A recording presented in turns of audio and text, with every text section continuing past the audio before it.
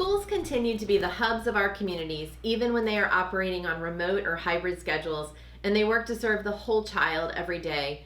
This means that not only do schools, teachers, and administrators strive to ensure students' academic needs are met, but they also do so much to meet students and families' social, emotional, and physical needs as well.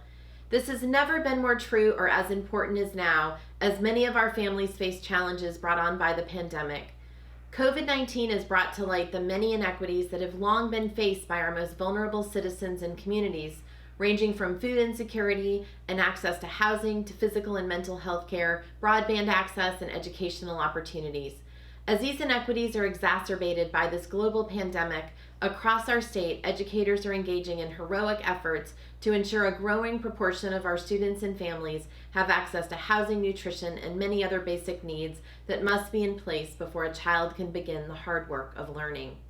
Our school nutrition teams are working tirelessly with our transportation department, social workers, and educators, along with community and faith-based partners to find creative ways to get food to all of our students.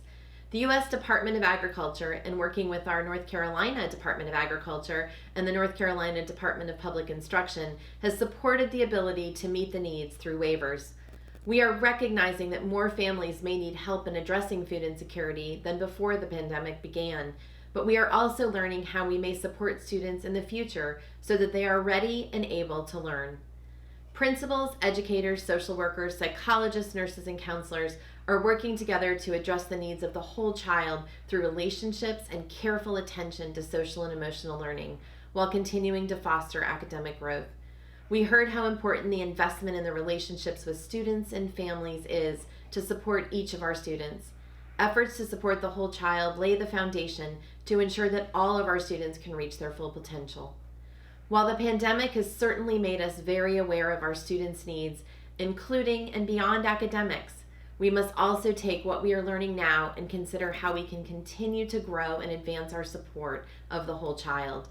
We know a great deal about adverse childhood experiences, or ACEs, and other traumas that have a direct impact on a student's readiness to learn. These are a reality for our students in a pandemic, but were also true before and will be important to address following COVID-19.